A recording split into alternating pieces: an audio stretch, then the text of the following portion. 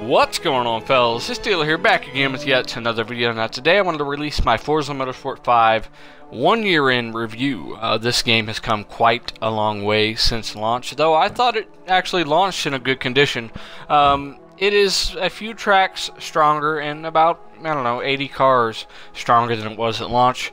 But essentially, this is a sim racer's guide and review to Forza Motorsport 5. You got a lot of people out there who don't know how to approach the Forza Motorsport series reviewing Forza Motorsport. So if you'll pay attention in all of the footage, no assists, nothing like that going on here. It's just driver and car. But every single car comes with Auto Vista. You know, get inside the car, look at the engine. As usual, the upgrade system of Forza Motorsport is phenomenal. You've got your engine, your suspension-based upgrades, your transmission differential upgrades, your tire and tire width rim upgrades, your downforce, you know, your aero. You got to have that downforce at high-speed cornering. You've got your engine swap. So this is a stock car motor I could put in this 2015 Mustang if I wanted. It's a pretty nasty motor. You could also turn this thing all-wheel drive. So as usual, since Forza Motorsport 2, they've had drivetrain swaps. And you've got forced induction, so I could twin turbo this car, I could supercharge it, and the boost you know, is appropriate for each type of aspiration. It will come in at appropriate times as well, and it makes the car handle differently. Here's an example of a front splitter. You can add up to 100 pounds of downforce in the front of this particular car with the front splitter. And the upgrades, you know, they kind of carry from Forza to Forza. You know, these have been in the last couple Forza Motorsport games. They haven't really changed them. They've removed different upgrades for different cars and added different upgrades here and there, like roll cages and things, but they're generally the same. Now, this is on the track. This car is essentially stock. It's a 2015 Mustang in A-Class, or well, I think it might be B-Class, I don't even remember. But, you know, no tuning and no upgrades, and the tuning and upgrades are a world of difference. It will turn this car into a track reaping machine.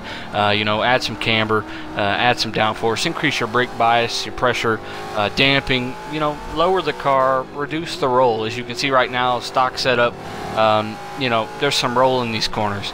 The most important thing when it comes to these games, Forza Motorsport, or any, you know, simulation racing game, and I don't care what anyone says on PC, whatever, this is a simulation racing game.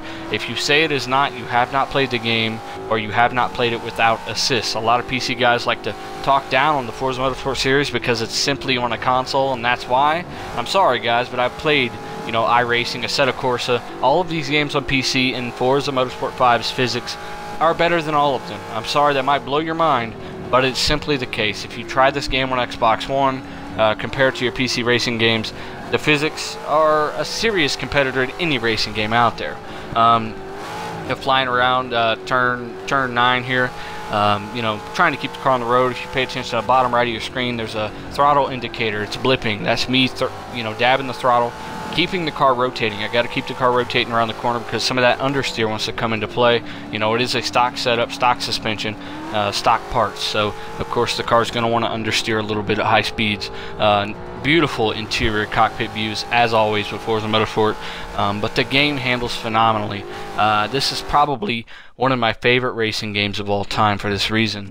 Now, these tracks are pretty good. They all look great, and they are all laser scanned, right? So you've got this track here. Long Beach is new. They've added that since launch. You've also got Nürburgring and Nürburgring GP. That is new. They've added those since launch.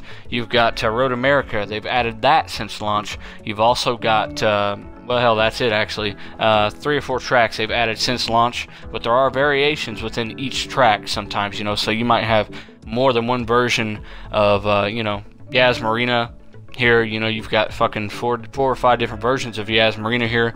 One complaint I do have about this track in particular is people cut the fuck out of the track all the time. They need to add some barricades or some speed traps, slow these idiots down that are trying to cheat. But the game overall is phenomenal, guys. The car list, you know, it's not quite as extensive as Forza Motorsport 4. I do believe they were short on development time, but they did put that time into the physics and tire modeling, the important things.